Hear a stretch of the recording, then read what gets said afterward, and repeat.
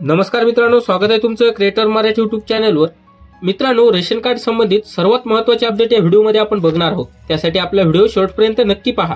मित्रांनो, ई-केवायसी नसेल तर धान्यही बंद, असं तुम्ही गेल्या 4 ते 5 किंवा 6 ते 7 महिने अगोदर असं ऐकलं असेल।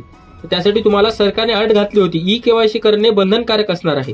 तर मित्रांनो, त्यासाठी अजूनही काही लाभार्थ्यांनी ई-केवायसी ही आपली केली नाही। 2025 मध्ये शेवटची तारीख देण्यात आलेली आहे। आपण या व्हिडिओमध्ये ते संपूर्ण डिटेल बघणार आहोत।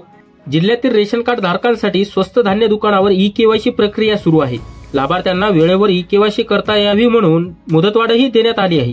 तरीही 3,07,555 लाभार्थ्यांची प्रक्रिया अद्याप अपूर्ण आहे।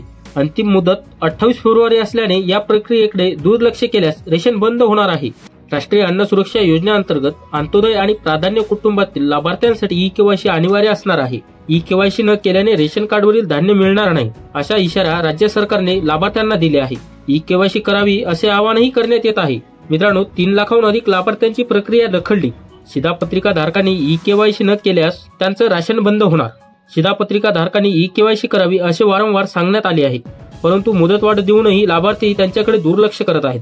त्यामुळे जिल्ह्यातील मोठ्या प्रमाणावर प्रक्रिया अपूर्ण असल्याची माहिती समोर आलेली आहे। मित्रांनो, यामध्ये आपण वाशिम जिल्ह्यातील तालुक्यांविषयी आपण यामध्ये बोलणार आहोत। तर मित्रांनो, या व्हिडिओमध्ये बघूया वाशिम जिल्ह्यातील 6 तालुक्यातील राहिलेली केवायसी। यामध्ये वाशिम जिल्ह्यातील वाशिम तालुक्यामध्ये 71,011 ही केवायसी अपूर्ण राहिलेली आहे। यामध्ये रिसोड तालुक्यामध्ये 54,965 ही केवायसी अपूर्ण राहिलेली आहे। यामध्ये मानोरा तालुक्याचं बोलायचं झाल्यास 39,467 एवढी ई केवायसी करायची बाकी आहे। यामध्ये मंगरुळ तालुक्याचं बोलायचं झाल्यास 43,868 एवढ्या व्यक्तींची केवायसी ही बाकी आहे। यामध्ये मालेगावचं सांगायचं झाल्यास 44,616 एवढ्या व्यक्तींची ही केवायसी बाकी आहे। यामध्ये कारंजाचं बोलायचं झाल्यास 53,648 लोकांची ई केवायसी बाकी आहे। मित्रांनो, महाराष्ट्रातील प्रत्येक जिल्ह्याच्या दृष्टिकोनातून गेलं तर हा आकडा खूपच मोठा वाढत गेलेला आहे, कारण यामध्ये खूप लाभार्थ्यांनी ही केवायसी केलेलीच नाही। त्यासाठी सरकार त्यांना वारंवार सांगूनही तारखेमध्ये मुदतवाढ देऊनही ई केवायसी करत नाही आहे। त्यासाठी सर्वांनी ई केवायसी करून घ्या, नाहीतर तुमचं धान्य हे बंद होणार आहे। त्यासाठी सरकारने 28 फेब्रुवारी ही लास्ट तारीख दिलेली आहे। या वेळेच्या आतच तुम्हाला ई केवायसी बंधनकारक असणार आहे।